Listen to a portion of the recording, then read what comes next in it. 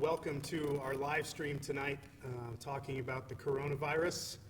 I want to share a couple things. My name is Dave. I'm one of the pastors here at Delaware Grace, and glad you're here with us. And to my right is Dr. Dave Rumbalski, a fine name you have.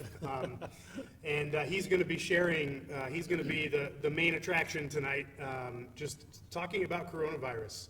And some of the history of it and the biology of it and how we best combat it, and just some of the information, trying to separate some fact from fiction or hearsay, those kinds of things. And so, but I want to start out by just reminding, I believe it was on March 13th, when I sent out an email saying that we are going to do a church online that week because of all the things that were happening.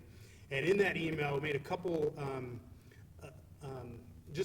reminders as a follower of Christ, who we are, and we're not to live in fear.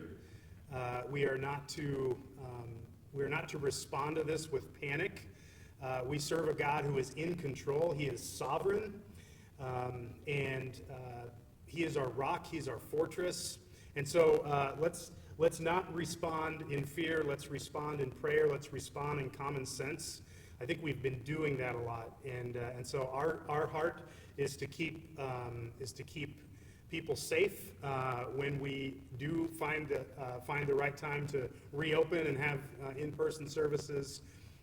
But we are going to follow the guidelines that are given to us, and for the sake of our community, not out of fear, but just for the sake of those that are a little more vulnerable in our community. So, but anyway, I want to introduce Dr. Dave. A lot of you know him already.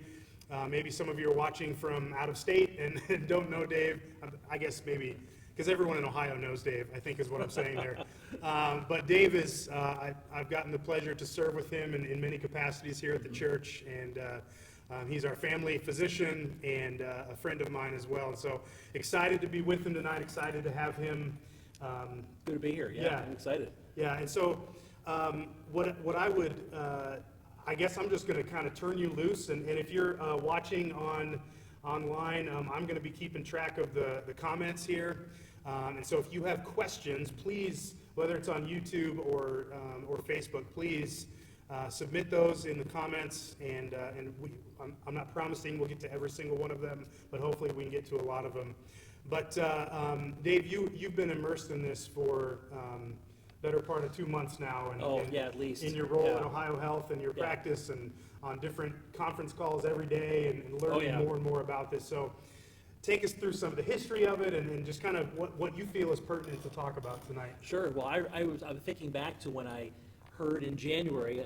It was basically a news story for most of us. We were hearing about what was coming out of China and the struggles they were having, and I had the thought, and patients asked me, is this going to affect us here? And we didn't really know how to answer. You could see the spread, you could see coronavirus starting to become an issue, and then what really got my attention was when Italy really got hit hard. Italy really took a big hit. Their healthcare system was really strained, and at that point I knew it's going to come. It's going to come. Of course, what it really means on a day-to-day basis, like what we're doing, 6 feet apart here, and all those. He brought his tape measure to make sure our heads are 6 feet apart. I measured 6 feet here, so we're within the official guidelines, and also the Ohio guidelines as well. Yes. So, but it's. So certainly that where we are today and where we were when we first heard about this is far different than I even expected. So it's just amazing. So certainly tonight we could spend just an enormous amount of time on coronavirus, COVID-19. You've heard both terms. We could spend a long period of time, but one of my goals is to make our discussion concise and pertinent to all of us. I'd say everyone that I've talked to, everyone watching, has probably had information overload, I would say. I sometimes feel that same way myself, because as Dave, as you were alluding to, I'm on conference calls and WebExes, and I'm on websites, immersing myself in this all the time, and there's a lot to chew on. So what I want to do is give us a little bit of a background of how we got here, and just kind of give you some of the current state of where we are right now. And then as we go forward, not only are we going to address questions, but I also want to make sure that I give you some practical things too. And also what I'm really interested in too, from our church's perspective, is how we can support each other too through this.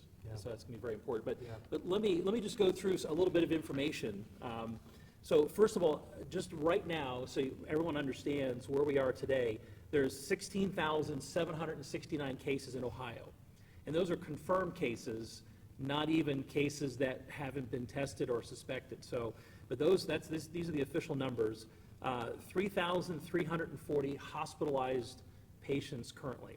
So that's how many people in the whole state of Ohio are in the hospital right now because of coronavirus. And there's been 800 deaths. So those numbers are the hospital numbers. The interesting thing is that it's flat. Right now, the number of patients in the hospital, remember, in a hospital, it's a revolving door. People get admitted and discharged every day. They come in, they leave. So right now, the number of coronavirus cases in Ohio is right about steady. It doesn't mean that the concern is over. It just means that enough people are getting discharged as are coming in. So in other words, it's sustainable right now. It's sustainable. So let me just give you a little bit of background on the coronavirus itself. So first of all, coronavirus has been around we've known about it since the 60s. The coronavirus actually is the virus that causes the common cold. And this is a different strain of coronavirus, but still, clearly this is not the common cold, but it's part of a family of viruses. So the coronavirus is not a new concept, but it is obviously it's a new disease. COVID-19 is a new disease. People may have heard of SARS or MERS, some of those other virus infections that occurred within the last 10 to 15 years. Those were coronavirus strains as well. And this is a zoonotic virus, which means that it did originate in animals first and jumped to humans. But that's where the coronavirus came from. It originated in an animal first. I knew the term zoonotic. Zoonotic, yeah. And I didn't. so it originated they believe in bats at first and jumped to humans at some point. And clearly the human-to-human spread is the biggest concern we have right now. But that just tells you a little bit about where this virus came from. It's part of a family of viruses. As a matter of fact, I probably have some antibodies to a coronavirus strain. You probably have some. You've had a cold. I've had a cold before. And it's interesting that and I'll talk more about antibodies later, but coronaviruses are not new. Sure. But COVID-19 is new. Yeah. So that's one thing to distinguish between the two. Is the next one going to be COVID-20? Is that what I'm just kidding. Well, I hope not, because you know why it's COVID-19? It's 2019. Yeah. So it's COVID-19 because of the year Because it started, 2019. Yeah. Yes. It's when it was identified. Yeah. Actually in Wuhan, China, by some physicians there. Yeah. So if we have a COVID-20, I either hope it's the common cold, Right. or we never have it. Maybe Yes. I'll vote for COVID-40 or something like that. Okay, yes. So, continue on in talking about, like how, you've talked about it being it comes from a strain of the common cold, right? Yes. It's a more severe form of it, but what are some of the biology of it? How's it transmitted from person to person? How do we kind of protect it? And we've heard a lot about this if we watched Dr. Acton. Others, and reading different things. How do we know what's fact and all that kind of stuff? So, I'm glad you mentioned that, because I'll give a quick shout out right now to the Ohio coronavirus website, which is excellent. And I don't know if you've been on that or not, but in Dr. Acton is Dr. Amy Acton of the Ohio Department of Health, the director. And huge props to her and frankly, Governor DeWine and our Lieutenant Governor as well. I think they've done a fantastic job. But the website, though, I'll circle back to that. The website, coronavirusodh.gov, if you search for it, it'll pop right up. It's a great resource. So you may have questions that you can't get answered because of time, or if Dave's editing your question, no. So Yeah, if, but that's a good point. It's a great If resource. If you do have questions, please submit them on Facebook or YouTube, whichever one you're watching. Yeah. I'm monitoring both of those here. We'll try to get to all the questions as we can. We'll have Dr. Dave is going to continue to talk, but we'll get to some questions here in a little bit, but please submit them if you have them. But back to the biology question that you mentioned, I mentioned sort of where it came from, but a couple things about the virus that is, and part of the reason we're 6 feet apart, is that the coronavirus is a respiratory virus. Now, we may have heard it causes other symptoms. Some people lose their sense of smell, maybe you can get a headache, diarrhea, there are other symptoms as well, but the main symptoms have been respiratory. So the way you transmit a respiratory virus is sneezing. Now you could pass it by contact as well. Part of this has to go with how did we get here? Like why are we doing why is everyone locked in their houses for 6 weeks now? Well, the reason we got here is because the transmissibility of this is tremendous. That More so than a common cold. yeah, well, coronaviruses are very transmittable, but we don't think about tracking the common cold. Sure. But now that we've tracked this so well, that we know that this strain in particular, but coronaviruses in general are very transmittable. That's why the colds seem to spread like crazy. But part of the reason that the requirements for face masks in public, for hand sanitizing, for people wearing gloves, for quarantining, all of these things is because it's so virulent, or it's so transmittable. Yeah. The other problem with coronavirus that makes this unique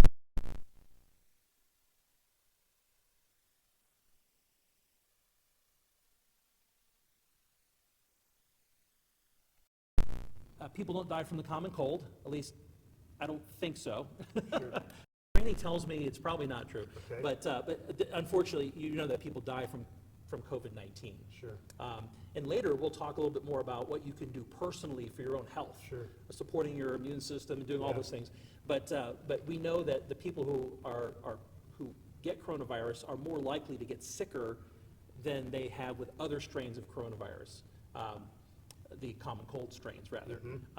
But what makes this unique is that it's very transmittable and people can get it and have no symptoms. So we all heard, I think initially, the NBA canceled their season, and sure enough, right when that happened, they said, let's test every NBA player. There aren't that many people on a team, right? Sure. So let's just test them all, and guess what happened? Yeah. There were multiple NBA players that Yeah. had no symptoms, Yeah. none at all. And you'll even hear in a household where there's one person who has it, I think George Stephanopoulos got it, Okay. and his wife got it, and I Yeah. believe I may have this wrong, but I believe he had no symptoms, and Yeah. she did. Yeah. Like, he didn't even know he had it. So that's the problem with this virus, is we don't know if there's people who are your next door neighbor or the person at Kroger. You just don't know, so you have to assume everyone's positive, but that's why we got to this point. The term is asymptomatic, correct? Correct, yes. Yeah, no symptoms, asymptomatic carriers. Here's the problem, younger people tend to be more asymptomatic than older people, and I guess I'll include myself in that too. Okay. But the general cutoff has been people over 60 are at highest risk, but then also other comorbidities as well. So if you have diabetes, if you have heart disease, if you have an immune system, a known, like chemotherapy clearly, or other chronic health problems, especially respiratory, COPD, asthma, you're considered higher risk. So, so people who are at higher risk are at higher risk of either getting a complication or their immune system doesn't work as well. Because we know the immune system is not as supercharged as you get older. We know you're more at risk for infections, but we've known that. Sure. Pneumonia, all those other infections are more common. Yeah. So we've talked a little bit about kind of the biology of it, how it's transmitted, the severity of it in terms of in relation to common cold. I want to go through a couple questions, and these might spur on some other conversation. Yeah, let's do it. Someone said, I'd love to know thoughts on gathering with family so long as it's 10 people or less. Is it safe at this time? Are there precautions we should be taking if we do? So, Your expert opinion. yes, so your family unit, if you know you're all healthy, you're at home with with your kids, with your significant other. You're all in the same place. You're fine. Now you wonder, what about my Sure. my brother, parents my or- your yeah. extended family. Yeah. Well, you just have to realize that you're mixing those households. Yeah. So every one of my contacts right now is, if I'm closer to you, if I were right next to you, Yeah. my contacts become your contacts. Yeah. So the answer is yes. So if you have family members that might come into your home and leave, there's not a prohibition against that, but you just have to realize that you do expand your circle. Think of it like a family tree.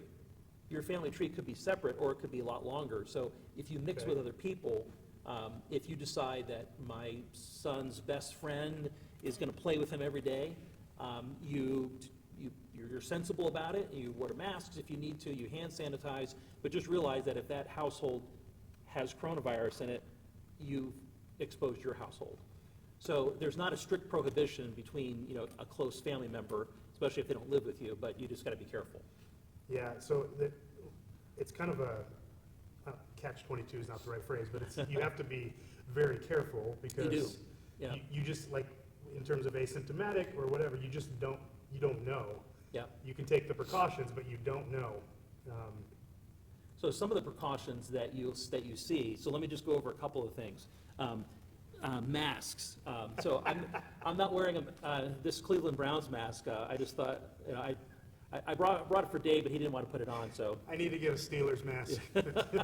so cloth masks, and this is a surgical mask, and then N95 respirators. You'll see people wearing a variety of those in the stores, and you should. I never go into a store or a place without them. Okay. And not only is it a CDC recommendation, it's also, and it's an Ohio recommendation as well, but this is just a medical recommendation. For instance, if you come into an Ohio health facility, you get stopped at the door. Everyone gets stopped at the door. You get your temperature taken, and you get handed one of these surgical masks. Yeah. And no, we don't use the cloth masks at work, but if for the average person, just use the cloth mask. Yeah. But we will give you a surgical mask as you're walking in the door. And So mask doesn't need to have a filter on it. it doesn't need to like be. an N95. Yeah, these are not N95. So, and the reason that I don't wear an N95, the N95 should be worn by healthcare workers caring for people who are known COVID-19 positive. Or if you're, let's say, because there's cases in nursing homes that we taught prisons, right? So if there's a wing in a prison or a wing in a nursing home that's COVID-19 that they've segregated, staff goes in there, they should have an N95 on. Yeah. Because they know that that person's positive. Yeah. So, but going in and out of Kroger, you don't need to. I see patients, and I just wear this surgical mask, because we're not taking care of COVID-19 patients in our office, we're taking care of other problems. Sure, So that's why this is, a regular mask is acceptable for everyone to wear. Okay. Notice gloves. We don't wear gloves going in and out of patient rooms, again, unless we know that it's a bloodborne or a universal precaution, giving a Sure. shot. But so you can wear gloves if you want to going into a store, but you don't have to. If you do, then you can just take them off and throw them away. But really, hand sanitizing after you come out of that store or right before you step inside your house is enough. You don't have to wear gloves. Okay. But you can. It's optional. Do you need to wash your mask after each use if you're using a cloth mask? A cloth mask should be washed in the hottest water possible, and you can launder it regularly. And really what you're doing with a cloth mask is you're not trying to get coronavirus off of it. You're just trying to keep it sanitary. Sure. Because you're going to reuse because you're breathing it. If Yeah. anyone who's had a cloth mask on for a while, it can get kind of a little stinky in there. A little stale. A little Yeah. stale. Think of the N95 as preventing coronavirus from hitting me from a patient, but a regular cloth mask, most of these masks that we're using are protecting other people. So whenever you go into Kroger, it's not that mask is going to prevent, like if someone's reaching for that apple and so are you, and you're too close, if they're not wearing a mask, it's not that you're going to protect yourself so much with that mask, you're just protecting from spread. You're protecting them. You're protecting them. By wearing. I'm protecting you from me if I put a mask on right Yeah. now. Okay. I'm not protecting me from your COVID-19.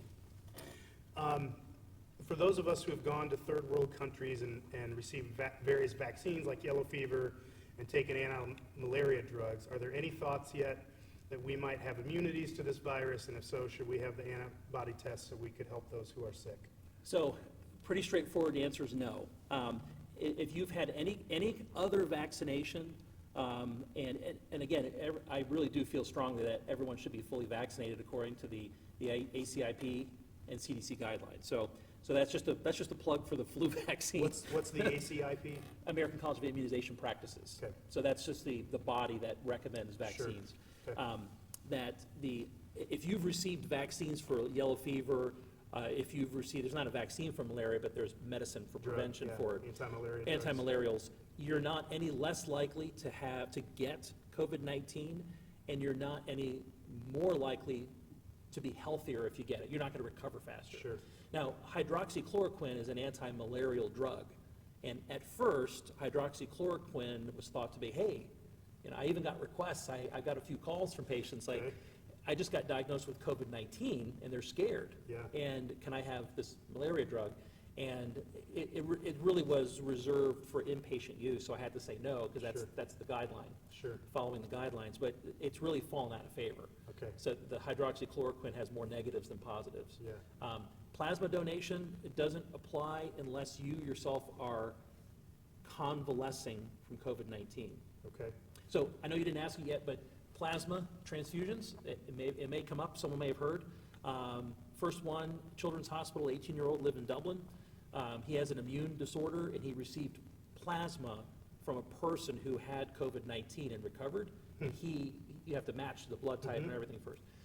And then another person at Dublin Hospital. And there are other cases that I'm sure I'm unaware of, but you can give someone plasma from a person who's had COVID-19, and it could make a difference. Now, that's more like a last-ditch effort. Sure. That's not a standard therapy. Okay. Realize that's not like an FDA approved that I'm aware of. Okay. Okay. So speaking, you brought up plasma, and there was a question asked, is it true that some blood types are not as likely to get COVID-19? Not that I'm aware of. Okay. So not that I'm aware of. A lot of, some of the things that we think we know about COVID-19 might turn out to be untrue. Some of the things that are suspected, like that you just asked, we might find out that's true. So I'm not aware if that there's a body of data that says yes or no. Okay. It's observational. Okay. Thoughts on cleaning groceries once we get them home? Should we be doing this or no? If yes, how? Okay, good question. Yeah, so I'm kind of phobic about groceries when they come into my house, but coronavirus does not survive on surfaces very long. So you may have heard that on non-porous surfaces or plastic versus cardboard, how long does it last? And they can detect it up to 48 hours on certain surfaces.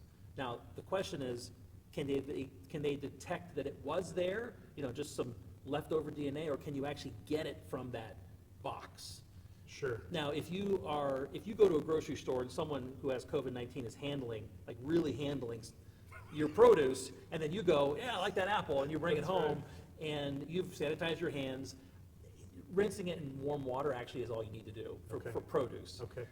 And you can use the wipes, the Clorox wipes, Lysol wipes on packages if you want. Sure. The other thing you could do is just leave your groceries sitting on the counter overnight, and the chance of it being contagious by the next day is pretty slim. Pretty minimal, yeah. So there's not an official, like CDC, you must clean off your groceries. Okay. But one of the infectious disease specialists at Ohio Health did address it in a short video, and his answer was, you can if you want.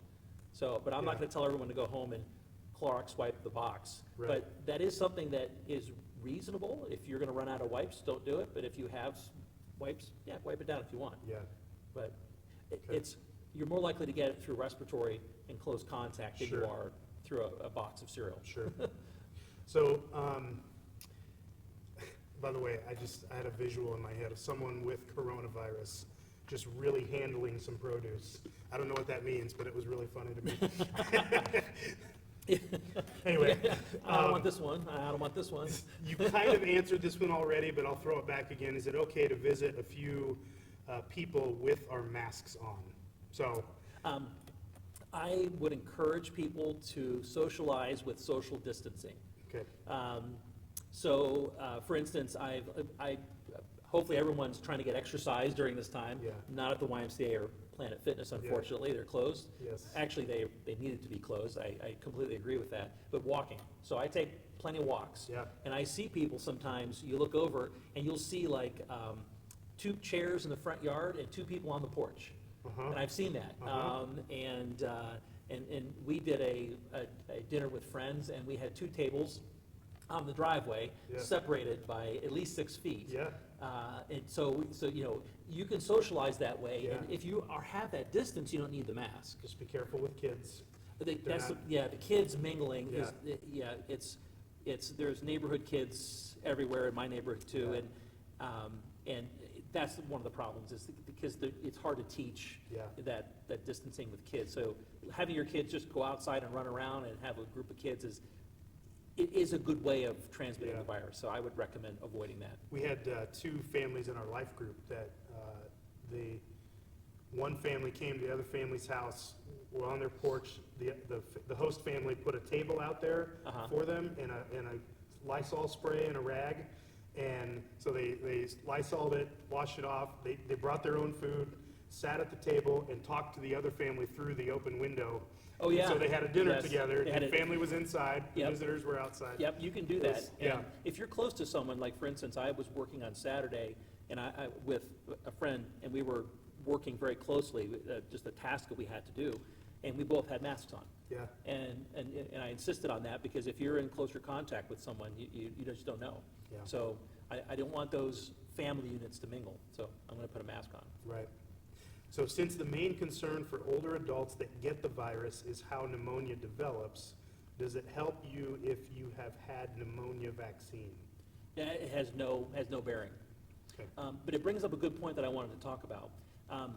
Being healthy in general, and this I think will be something practical for everyone. Yeah. Being healthy in general helps you. Yeah. So it's not, should you choose this vitamin or eat more spinach, unless you want to, be Popeye or something, But, so if there's not a particular food that you need to do or a vitamin or a thing, but just the rule of thumb is the healthier you are, the better off you're going to be Yep. if you get sick.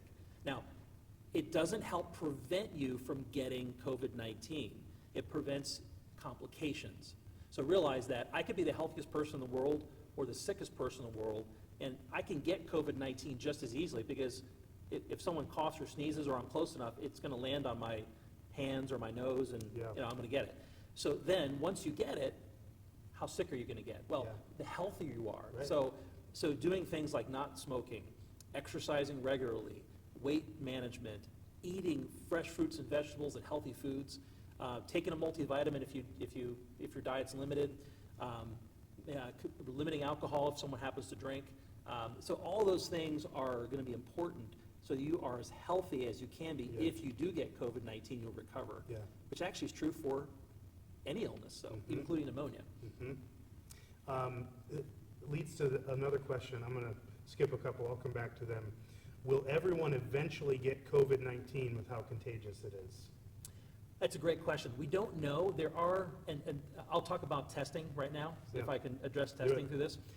How do we know people have had COVID-19? Well, testing, all the testing that we've talked about in the news up until about a week or two ago has been testing people who are sick. You get the nose swab that if it feels like someone's giving you a brain biopsy, they're doing it the right way.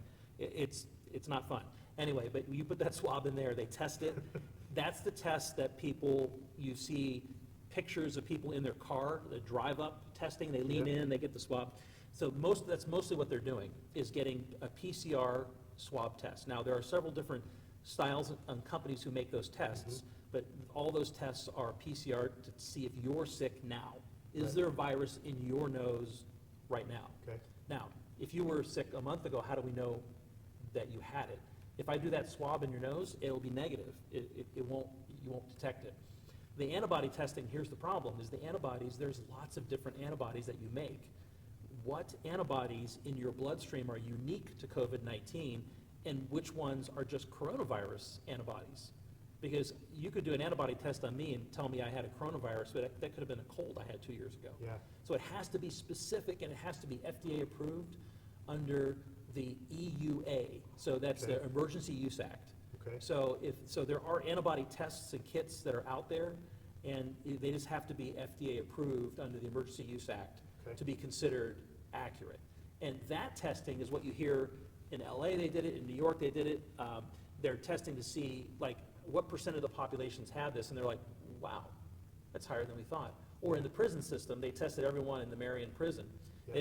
They said, okay, fine, everyone, we're gonna test them, but that was the nasal swab, and they found people all over the place that had coronavirus that were without symptoms. Yeah. But the answer to the question is no. I don't think, we're never gonna get to a point where everyone gets coronavirus. Sure. As soon as you get to about 60% to 70% of the population with antibodies or resistance, then it's called herd immunity. Yes, we've heard that a lot, I Right. think. Yeah. Right, so why don't I get, why don't, if I don't have a polio vaccine, why don't I get polio? Well, I'm not gonna run into polio probably. But that may not be a good example, but if 60 to 70% of the population get coronavirus or have antibodies, the other 30% or so are probably gonna be protected just Yeah. by herd immunity. Yeah. The key is a vaccine though. Yeah. The key is a vaccine. When they get a good vaccine, then we can vaccinate. They'll probably do healthcare workers and emergency workers first, frontline people, Okay. and then they'll probably work their way down. But my guess is when a good vaccine comes out, we can finally go, Sure. But, Sure. but before that, the answer to the person's question is that it's gonna take 60 to 70%. Okay. It'll never be 100%. Sure. If you've had COVID, can you get it again? We don't know. And that's a great question. We don't know because we're not sure. Most diseases, you get chickenpox once, you don't get it again. You get mono once, you generally don't get it again, but you can get exposed again to those things. Some diseases, you get pneumonia once, you can get pneumonia again. Sure. So you get strep throat, you'd figure you're immune to strep throat. Nope, here it is again. Third case of strep throat, no. Right. But, so diseases, we don't know if COVID-19, this particular strain, if convalescing, which is post-infection, confers immunity to re-exposure. We don't know yet. Okay. That's the assumption, that when they do antibody testing, and they find out that, hey, you and you and you and you had it, the assumption is that you're immune to it. And I think that's probably gonna be true to some extent, but we don't know, since it's such a new disease, we can't say for sure yet. So that's why antibody testing is not the panacea. Right. You can't say, you're negative, or you're positive for the antibodies, and you can't go, yeah, then you can run around without a mask Yeah. forever, and, Right. and go to a restaurant, or whatever Sure. what you're gonna do. So we just don't know yet. What do you think, you just mentioned vaccines, what do you think the estimate of a vaccine is? Months, years? I don't think it's gonna be in 2020. Okay. It sounds like it's gonna be, I've heard expert opinions that range from, at the most aggressive, a year to I think probably 18 months. Okay. But most vaccines, if you look at how vaccines have been developed, they take longer. Okay. The shortest cycle for vaccines is flu. Because the flu shot that comes out every fall, they have to determine in the spring what's gonna go into the flu shot. It takes 4 months to make 60 million doses for the US every year. So the flu is a good example of how they can make a vaccine quickly, but Yeah. they also, the factory is already there. Okay. They're used to making it. Yeah. So this is a new vaccine. Most vaccines take a long time to develop. Yeah. Yes, you can make it faster. You wanna make sure that it actually works though. Okay. Here's a question. Because of the asymptomatic issue, let's say I'm home 2 weeks and have no contact with people, does this mean I could still be carrying it past that time and transmit it? It's a great question. So they quarantine, Uh-huh. Can they still? So what we're Yeah. talking about is viral shedding. So viral shedding is where you are still producing virus in the respiratory system. So if I cough or if I sneeze, am I gonna give that to somebody else? So it's, the curve is never a cliff. So if you look at Okay. strep throat, if you look at the cold, if you look at influenza, the amount of virus in my nose from flu, let's say, goes like this, it goes down, but I can't say, day 10, you're good. Yeah. It's just that it's such a small percentage that the curve flattens out so Gotcha. much. So the thought with COVID-19, the current sort of standard recommendation is that, or thought, Sure. is that after 14 days, you're not going to shed virus to the point where you're infectious anymore, because Okay. you've developed enough of an immune response to Sure. fight it off. Okay. So I take that with a grain of salt, because that's not like an official CDC guidance on viral shedding. There's CDC guidance on length of time you should be home.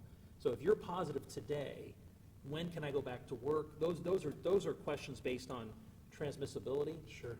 It's a different question if I'm putting a swab in my nose. Right. You know, can I still put the swab in there and find it in a month? In some patients, maybe you can, but we really don't know yet. Yeah. But 14 days is considered sufficient. Okay. But unfortunately, the asymptomatic patient, they don't know when they got it. Right. They don't know if they're on day 14 or day 2. Yeah. If they don't have any symptoms and someone just swabbed them because they work in a company Yeah. who had other cases. Yeah. So you have to assume from the day you're diagnosed, 14 days. Yeah. You have to assume it, Okay. that you're considered possibly contagious. Now, the CDC guidance does say you have to be fever-free for 72 hours and more than 7 days elapsed from the onset of symptoms, Okay. which is not 14 days. Sure. But, so that's the official guidance for return to work. Okay. But for quarantine, we have always said 14 days quarantine. Yeah. And that, the reason for the 14, why the difference is because 14 days is just a safety factor. It's Okay. like, okay, in 14 days, this person's probably gonna be better. Okay. But the return to work is officially, unless they just change it, it's 7 days post-symptom onset, 72 hours fever-free. Is it safe to order out or go to the drive-through at your favorite? That's a Restaurant. great question. There was not enough evidence to suggest that drive-through and carry-out needed to be closed. Okay. So I can't say 100%. Sure. If a cook has COVID-19, now the employer is supposed to screen, and that person should Sure. not even be in the kitchen. So, okay, asymptomatic. You know, a cook is cooking your food, they put it in a carryout container, and you come in, and even if you go into the establishment or they have curbside. I did curbside the other day, which, fantastic, that was great. So you drive up, and what are you driving? Da-da-da-da, they come out, they find your car, and they hand it to you, and you drive away. Mhm. Fantastic. And the person was wearing a mask and gloves. Okay. So, but now what about the containers? So theoretically, could you, it is considered safe. Yeah. So I would encourage people to try to support their local businesses through that if Yeah. they can. So take out, carry out, that kind of Yeah. thing, it's considered safe. Sure. I don't want to say there's never gonna be a case, but Right. it's like going to You- Kroger, you just gotta be careful. You can't have 100%. No, there's never gonna Yeah. be 100%, Yeah, never, absolutely. never. So I've got 5 more questions here, unless more come in, and, you know, I'm planning, this is gonna go till like 11 tonight, so get comfy, folks. No, I'm just kidding. Um, We'll be done by 7:30 or so at the latest, but, so this one says, I'm a scout leader. We have a 12-day trip to Philmont in New Mexico planned that starts in mid-June. I'm on the fence about going. Thoughts? I would not recommend it. It's, again, you have to assume that traveling, it's very difficult to socially distance when you travel. There are talk about airplanes, about every other seat empty, wearing a mask the whole time. Mhm. If you have 12 kids in a troop, they're all in a van, you just can't distance. So you have to assume that if 1 or 2 of those troop members are positive, by the time the trip's over, you're all positive. Sure. You're all positive. So the question is, do you want to take the risk? Yeah. So even if it isn't prohibited, even if the state you're going to says you can still do it, even if the hotel's still open and the airline is still willing to fly you Yeah. there, out of abundance of caution, I would consider, now, you might not have to cancel it yet if you have the option of canceling it sooner. Okay. But today's answer Okay, sure. Today's answer Could is. change. Yeah, could Yeah, change, yeah. yeah. I might have a different answer in 2 weeks. Okay. But as of right now, I would say a trip planned over the summer, it depends on what you're doing. If your family unit is going to a cabin, go for it. Yeah. If your family Sure. unit is gonna go to an amusement park, they're probably not open, but I would say, don't go to Disney World. Yeah. You know, not a good idea. That's a great place to get sick. But if you're gonna do something like I just suggested, like a Yeah. vacation where you're gonna go somewhere and hike in a park that's open, Yeah. or you're gonna go to a cabin or something like that, or a home that someone offered for you to borrow, those kinds of trips are okay. But as soon as you mix different families, all these troops members from different families, it's risky. Incidentally, if your family unit has a cabin and you're not going to use it, I know a family of 4 that could use it. Yes, yeah. So send your comments now with the That's right, address that's right. and the available dates, and we'll be happy to help you That's right. use your cabin. So here's a question. I think they maybe want some clarification on what you talked about earlier. The hospitalizations listed as 3,340 on ODH website. Is that number of people currently in the hospital, or is that the total number of people that have been hospitalized since first infection? Currently in the hospital. Currently in the So hospital. if you go to okay. if whoever asked the question, if you go to the ODH website and hover your cursor over today's numbers, the 3,340, and you go back a day and then back a day, you'll see that number is barely changing. Okay, So, but it is, yeah. but it is okay. changing, and that's almost flat. But then if you look at the number of total infections, it's flattening, but it's like, why the difference? The difference, again, is that, think of it a revolving door. A month ago, 3 weeks ago, someone got admitted to the hospital for COVID-19, may have gone home, or may have passed away. Sure. And then more people are coming in. But we've reached the point where the number of people coming into the hospital with COVID, not for other reasons, Sure. and the number of people leaving the hospital are almost at a steady state. Okay. The number of occupied beds, and I know the Ohio Health data, I won't share all the numbers, but Sure. but the Ohio Health data shows that the number of patients in the hospital with positive COVID-19 has been about the same.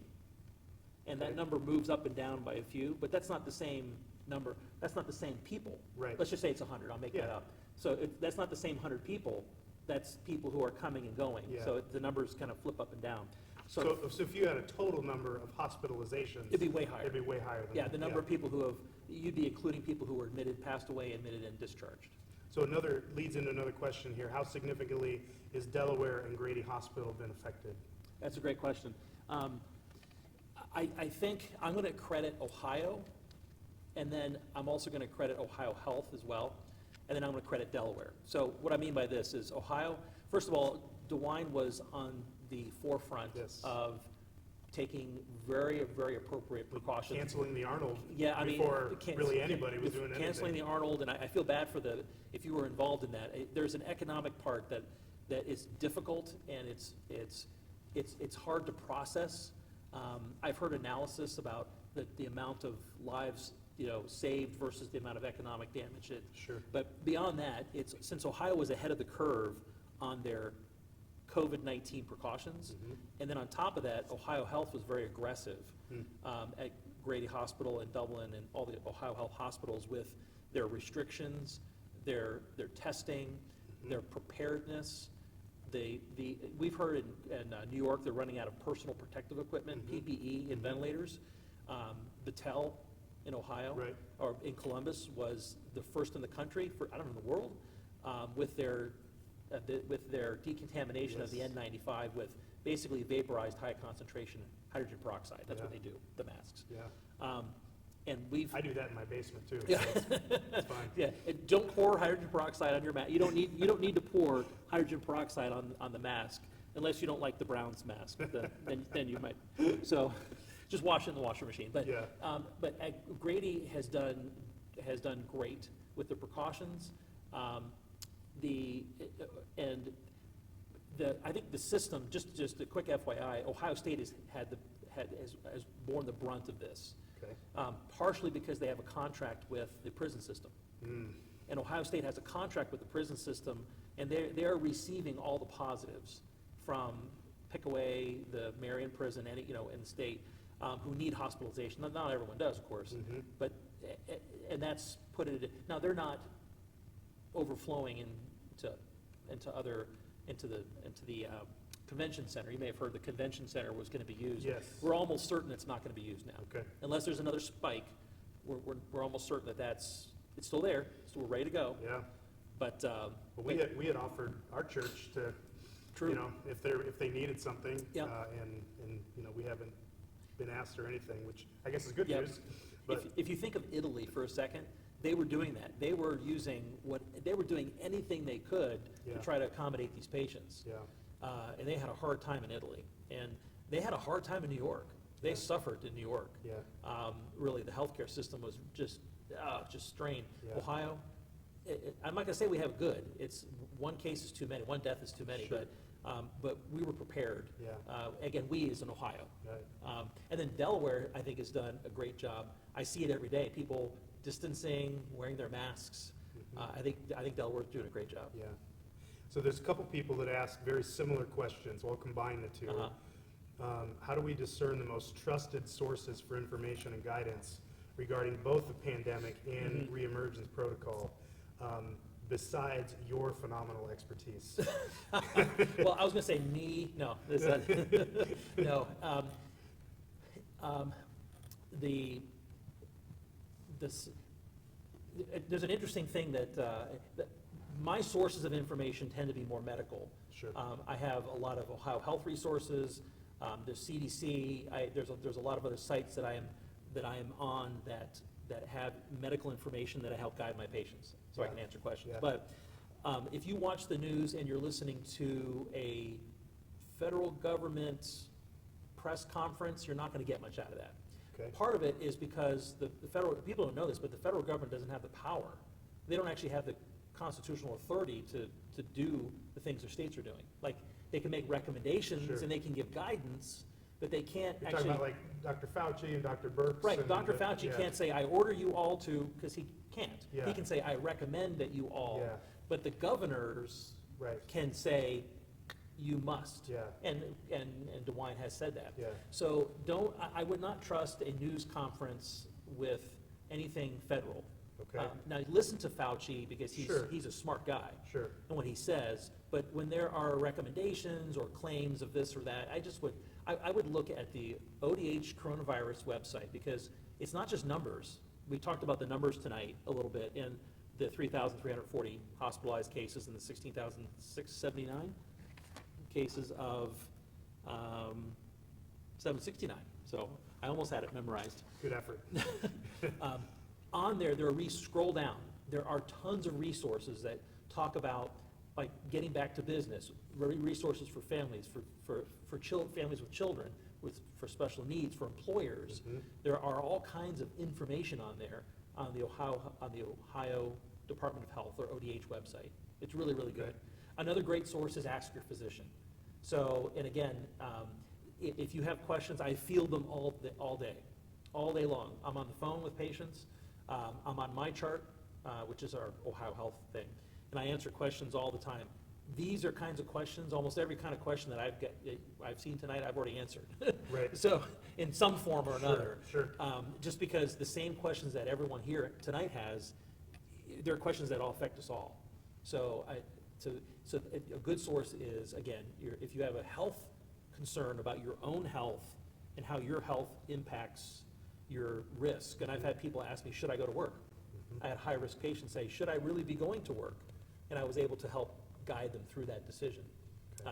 But the ODH website is excellent, your own physician is really good, and the CDC website is good. I said, federal government, the CDC is the guru of Sure. infectious disease, and they're gonna give you the official guidelines too.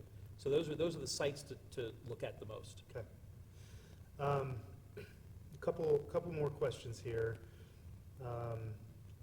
Is it safer to use cash or credit cards when paying for direct purchases? And what is the life of the virus on plastic versus paper? Can it follow each person that has handled the money, that kind of thing? Yeah, good question. It's, there is guidance to say that it's better to use credit or debit card, Yeah. or Apple Pay, or Yeah. whatever Android's the equivalent is, the. Stealing is even, I'm just kidding, no, don't do that.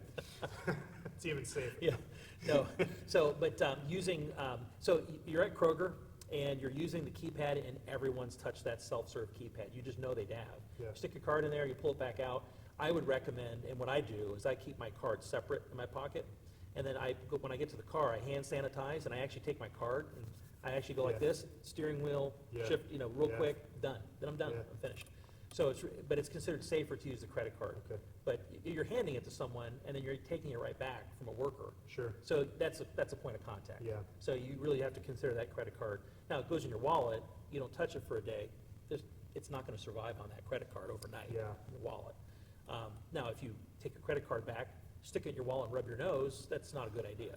So don't do that. Don't do that. I heard a joke, it's probably, a lot of you have probably seen it. It said, I've learned over the last 2 months that my favorite activities are eating out, going to non-essential businesses, and touching my face. Yeah. Like, it's so hard to not touch your face. I've probably done it several times If you tonight. see someone with pink eye, you want to rub your eye. You just can't. So yeah, when someone says don't do something, Yeah. it makes you think about it. Yeah, exactly. Yeah, you're right. You're right. So there's a couple questions here that are kind of similar. I'll ask them both at the same time.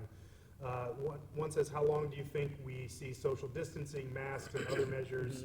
And then along with that, it says, if a vaccine may not be available for another year, do you anticipate a lot more spread this summer and fall?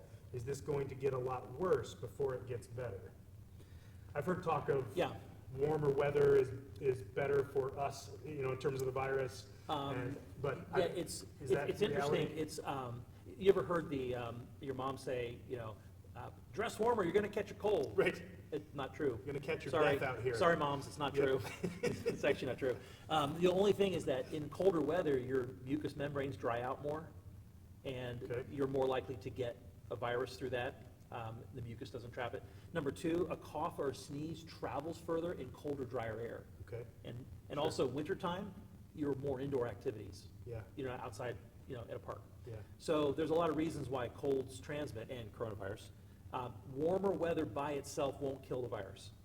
Warmer weather brings Sure. social changes that come with summer, okay, not virus changes. okay, So you're not going to be protected in the summer, sorry. But I wish that were true.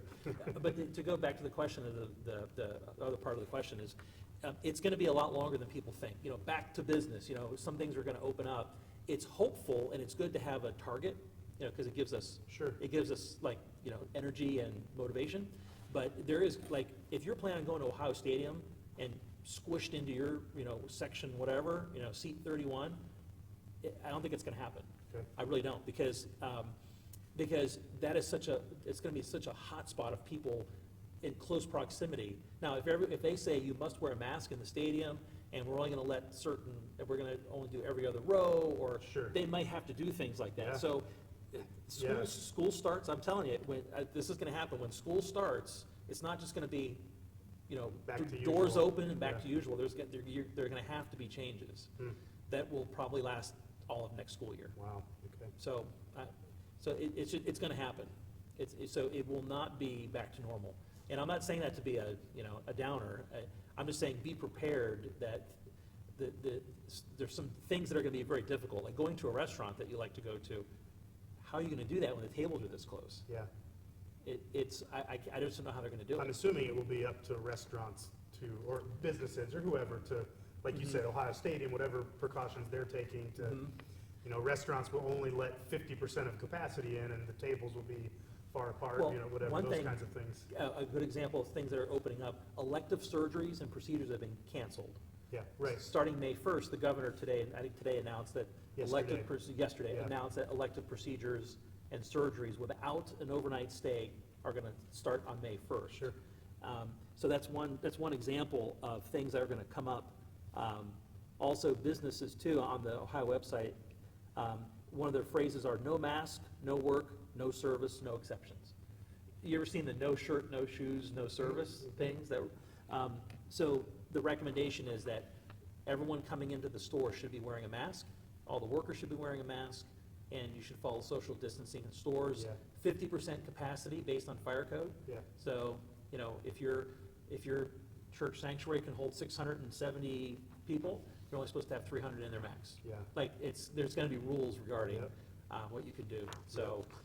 We had a conversation last night with Yep. our elder team Uh-huh. about when we do come back, whenever that is, You might have to it's have gonna everyone- be different. You and- might have to have everyone in masks. Yeah, yeah. Yep. A couple other things that came in, we're gonna have a debate about the data, Doctor. No, it says, the data says 3,340 is cumulative Mhm. under key metrics. Then it says Uh-huh. hospitalization daily count indicates today 1,789. It just depends if you're looking at if there's a different graph that I didn't see, or if you're drilling down on counties. Okay. There's right below the data, there's bar graphs. Okay. Okay. Either way, it's too many people in hospitals. Right, for- right. Like you I said, think- one death is Here's my take too home. many. My take home from that is that the number of hospitalizations is manageable in Right, Ohio. yes. It's manageable. Yeah. And I think that's the key thing, Mhm. is that the healthcare system is surviving this just fine in Ohio. Yeah. So I don't want to paint a rosy picture, but it really, they're doing a great job. And I do know the daily Ohio Health Census number is stable.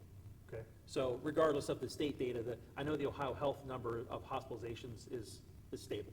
Yeah. Last question that I have, someone submitted the question, will we all be getting a bill from Dr. Dave? Great info. When can we expect to see a bill, Dave?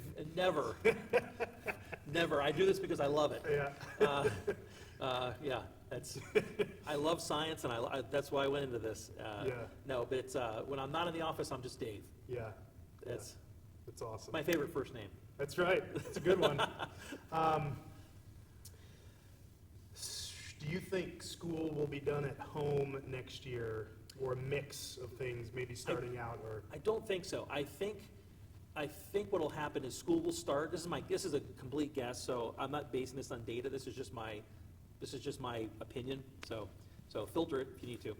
I think school will start on time, and will start with precautions. Mhm. Much like I mentioned that, like, every morning that I go to work, my temperature gets taken, and any patient we're all wearing masks. Yeah. So will kids have to put masks on? I don't know. I just saw a photo yesterday of Chinese kids in school with masks on. Yeah.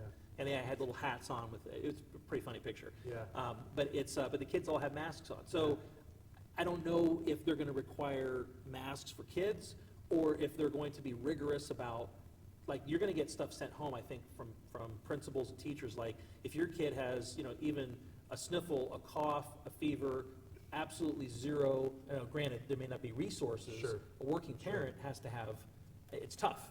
It's very, very tough if you have a child who's sick, and you're trying to go to work, and now you have a sick child, and the Yeah. neighbor is worried about your sick child having coronavirus. So, but I think that if they're very restrictive on Yeah. who can even step foot in there, and they separate desks appropriately, and they eliminate certain group activities, like everyone piles into the gym for Yeah. an activity, Yeah. they're gonna have to change things until the numbers and the science tells them they can loosen it Yeah. more and more. Yeah. But I think I think we're gonna start on time, but I think we're gonna start with some changes. Yeah.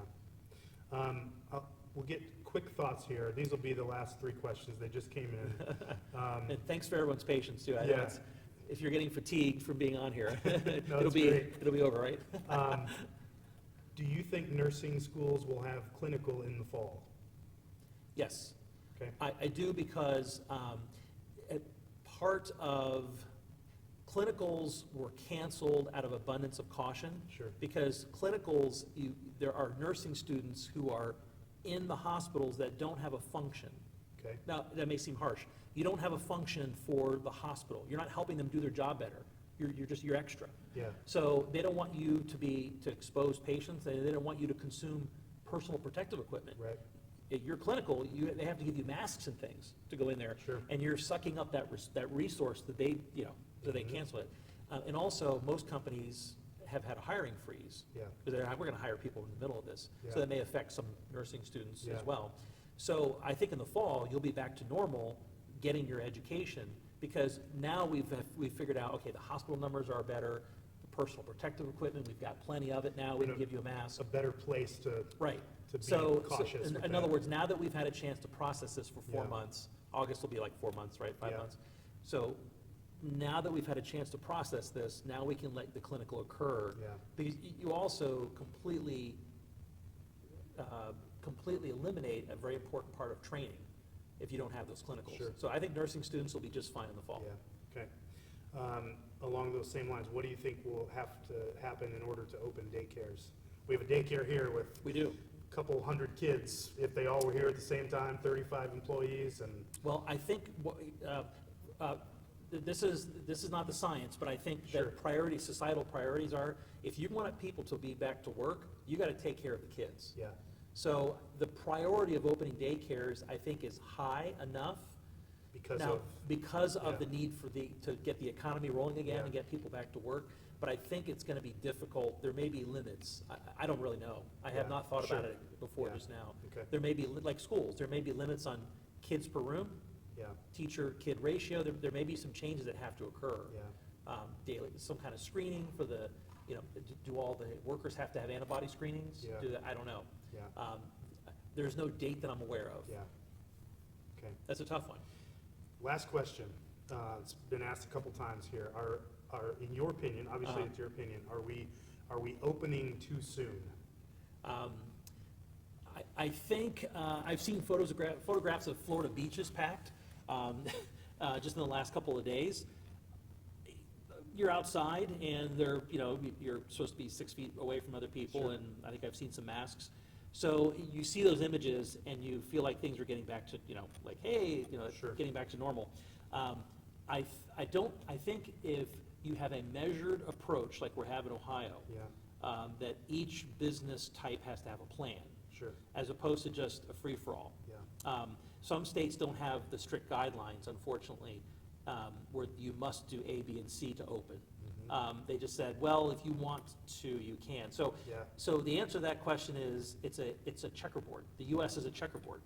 And what people are doing in California or New York or Georgia, which opened up earlier than Yeah. most others, or in Ohio, which is more conservative, the answer is a little different. Yeah. No matter, depending on where you go. yeah, So I think we need to try to get some normalcy, yeah, because the flip side of all this is, okay, if we've preserved the healthcare system and we've taken we've loosened the screws on them, and now they can do their job, mhm, can the rest of us go back to work in a reasonable fashion, Sure. because we're all suffering? yeah, And it's true, people are suffering Yeah. without being able to work and being able to socially.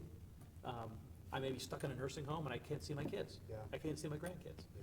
So that's tough. That's really, really tough, so. I did want to say something about that. There seems to be two schools of thought on the, open up too soon or Uh-huh. those kinds of things. And it's definitely a very nuanced conversation, right? It is, And- yeah. And there seems to be some, I guess, for lack of a better term, I'll use the word animosity towards, like, Uh-huh. some people who want to open up, Mhm. they're being labeled as, well, they don't care if people die. Mhm. And others who want to stay closed, they're being labeled as, they don't care if people are in poverty and suffer. Like, Right. that's not it at all. Like we need to have more measured responses to those things. And it's a complicated issue that nobody has the magic solution for. Mhm. And I think we're on the right track in Ohio in terms I think of we are. I think we doing are. a very measured approach and Mhm. making sure that if you open up, there are certain guidelines you must adhere to as a Right. business. And so you can't just have, 25% unemployment for a year and No. expect No. people, you know what I mean? So, I just want to say that to everybody listening. yeah. Like, you might have a specific hot button topic, we should do this or we should do this, and we have to figure out how to do both Uh-huh. well. Mhm. And, because there's suffering either way you go. Right. And so, we have to do both well. So just my 2 cents Yeah, about and that. I guess, my phrase is trust the expert. Yeah. In other words, there's a lot of areas of life where we have to go to an expert. Yeah. Like, someone pruned my bushes today, because they had, it needed some pruning that, there was a disease on the bush, and anyway. Yeah. So I needed some help. I didn't know how to save my bushes, or save, I needed, I had something, a plumbing issue, or, Yeah. I don't know. I'm gonna talk to an expert, Yeah. Trust the experts. And if Yeah. we trust the experts will say, here's what you should do, so we don't have all these people die and Yeah. hospitals close, et Yeah. cetera. Then so the science is driving our response at the beginning. Then, as we kind of transition, the science can advise, but then you have to mix that with just societal goals Yeah. and getting back to work. So of course, in my field, I'm gonna be looking at the science. Sure. And I'm gonna be looking at look at Right. those people, Yeah. they're playing on the swing set at the Yeah. park, So that's my response internally. Yeah. But on the outside, that person is probably there because she's out of work with her Yeah. kids, Yeah. so. Well, thank you. If I encourage you to go back and look through all the comments here, because there's a lot I didn't read, which are very Sure. complimentary towards you, thanking you for your expertise and for sharing with us tonight. And I add my comment to that as well. So thank you for your My time. pleasure. And, thanks to those of you who have tuned in. I hope it was informative, and I encourage you to do what he said in terms of the resources. Yes. If you really have a legit question about something, call your physician. About your own Call health. someone. Yeah. Ask Yeah. them what they would recommend, and look at the coronavirus.ohio.gov or the CDC, those areas. So thank you, Doctor, for Dave. I'll call you Dave. Thank you, Dave, for what you're doing. And I'm going to close our time by praying. I'm going to pray for Dave, pray for all our healthcare workers, and for us in Ohio as we begin this process of kind of opening back up and how it's gonna go. So. And I also want to thank our technical crew too. Yes. That made this possible We got tonight. Jared and Phil here. Thank you guys very much. We are all at least 6 feet apart. Thank you. Thank you. So let me pray, and then we'll close our time together. Let's do that. Lord Jesus, we thank you for your love and your grace for us. Ultimately, we thank you for the cross. Lord, we thank you that we can have new life in you through your work on the cross, through your resurrection, which we just celebrated several weeks ago. And we celebrate every week here at Delaware Grace. And so, Lord, I pray that you would bless our healthcare workers, give them protection. Thank you for the work that they're doing, those that are maybe specifically involved with COVID patients right now, and as we expand, opening up for elective surgeries and various other things. Lord, I pray that you would give us wisdom in that. You would give us, and when we're in conversation with people about it, may we have very measured conversation and comments, and Lord, that we would see the broader picture in all of this. And I pray that you would teach us in this moment. Teach us, not just in this moment, but as we go from here. Lord, teach us how we are to respond to this as children of God. We do not respond in fear. We respond knowing that you are our rock and our fortress. We want to pray for wisdom in this moment, in this time. God, that you would work in this situation. And there's so many facets to this. People that are heading back to work, people that are now going out to shop in various places. Lord, I pray that you would help us all to use common sense in all of this. And as Dave said, that we would listen to the experts and heed their warnings and their guidelines. And Lord, that ultimately that as we continue to go through this, that we would understand more and more who you are and how much you love us, and that our hearts would be turned towards you in this time, God. So yes, we pray for protection and for guidance, but we also pray for a spiritual renewal, God, that you would, that our hearts would grow exponentially in love for you during this time. Draw us to yourself. Help us to understand that you are a good Father, and you give good gifts to your kids. And even in those times, in the circumstances of life, like many are going through now, where it doesn't seem like a good gift, you are working, and you are doing something internally in us to draw us to yourself and to grow us in maturity and faith. And so, God, I pray that you would help us to see that and respond to you in that way, Lord. Thank you again for this time. Thanks for Dave and for his expertise and for sharing it with us. And Lord, we pray again that you would be with us as we go. And we love you in Jesus' name. Amen. Just as a reminder, we made a decision last night here at Delaware Grace. We're going to be doing online services both here on Facebook and YouTube. We'll be doing those at 10 a.m. on Sunday mornings through June 14th. So at the very earliest, we'll have some in-person service on the 21st. Now, that might change. We might extend the online, but that's kind of where we're shooting for now. So just be listening for updates. But we know the next 7 Sundays through June 14th, we're going to be online here on Facebook and YouTube at 10 a.m. We hope you'll tune in for that. Even if you're not from here, if you're from out of state, we hope you'll tune in and worship the Lord with us. Any last words, Dave? No, I had a great. This was a great discussion tonight, and ask questions. I'll be happy to field them. Awesome. Well, thank you all for tuning in, and we're going to end this. And have a blessed day, church.